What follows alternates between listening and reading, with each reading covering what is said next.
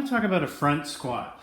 This is an exercise that forces you to engage a little more quadriceps than a regular squat. You know, a regular barbell squat or a squat with anything on my back, I can really bend over because my back is taking the load, okay? But if I'm holding something in the front like this, then when I come down, I have to keep my back straighter up and down. And that forces me to use more quadriceps. It restricts the amount of hip extension I can do, which is a glute activity and also a hamstring activity. So it's a little more quad dominant. It's good to do once in a while, right? Change it up.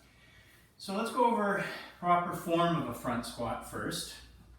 Feet are shoulder width apart, toes are pointed out about 10 or 15 degrees. You always want to stay on your heels. There's some always about squats, okay? Number one, always stay on your heels.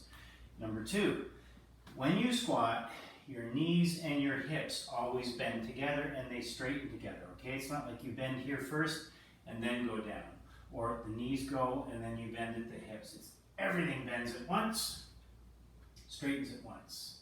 Bends at once, straightens at once. There's another always, it's how you breathe. You breathe in when you come down, out as you come up. And when you come down, out. There's another always. Your hips go back when you come down and your hips come forward when you go down.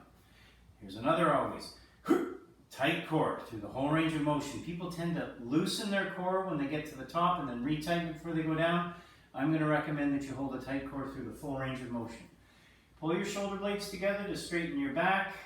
Your head doesn't drop down like this and it doesn't crank back like this. Everything is straight, even as you're coming down, okay? Everything stays in the same plane. So, if I'm doing a front squat, it's like I'm holding something here. I want to stand straighter up and down. I'm not bending over quite as much. I'm sitting down. I can't bend over because I'm going to drop the thing, okay?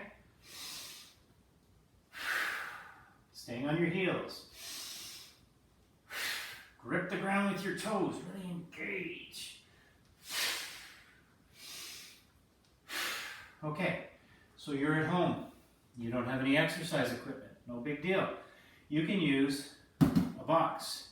You could use, for argument's sake, a load of laundry, like so, okay? Ideally, if it's something that allows you to get your hands in it and hold on to it. That's why I like a copy paper box or like a banker's box or something like that. So what I'm going to do is I'm going to squat down and I'm going to get in the right position. I don't want to bend over and be slouching and pick this thing up. That's putting my lower back at risk. Okay? I'm going to breathe in. I'm going to bend down. I'm going to grab this thing. I'm going to come up and I'm going to step back. And now I'm going to do the prescribed number of reps.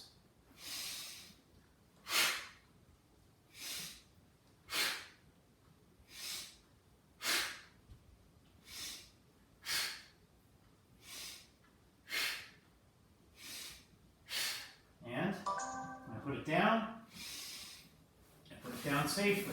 Maintaining a tight core, tight, stand up, I'm done. Now I can loosen, okay? So that's using something at home. You could use, like I said, laundry basket. You could use a case of water, a box of some sort. You could use a duffel bag full of books. And the cool thing about using a duffel bag full of books is you can make it heavier or make it lighter, okay? So front squat with a case of water or some object at home. It's a great exercise.